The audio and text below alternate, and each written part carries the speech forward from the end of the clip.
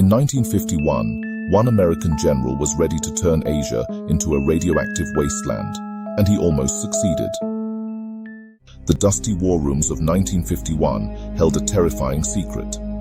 General Douglas MacArthur, America's most decorated military commander, was quietly plotting what could have been humanity's deadliest mistake. Fresh from his World War II victories, MacArthur's ego had grown as large as his reputation, but it was during the Korean War when his ambitions nearly pushed the world over the nuclear edge. When Chinese forces entered the Korean War, MacArthur didn't see it as a setback. He saw an opportunity. In private meetings with military staff, he proposed a plan so extreme it sent shockwaves through Washington. His solution? Drop between 30 to 50 atomic bombs across North Korea and China, creating a cobalt-laced radioactive belt that would make the region uninhabitable for decades. But MacArthur's nuclear fantasies didn't stop there.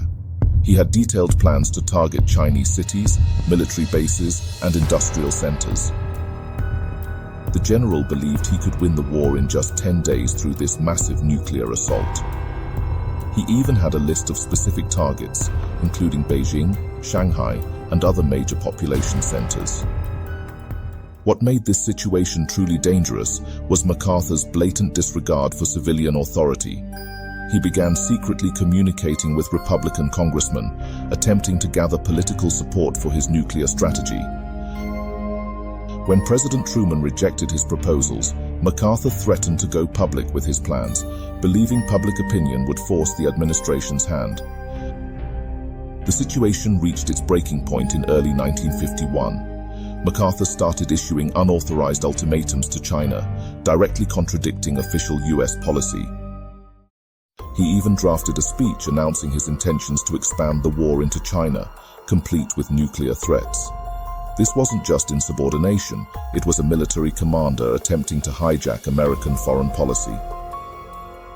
What many don't know is that MacArthur had already ordered his Air Force commanders to prepare for nuclear strikes.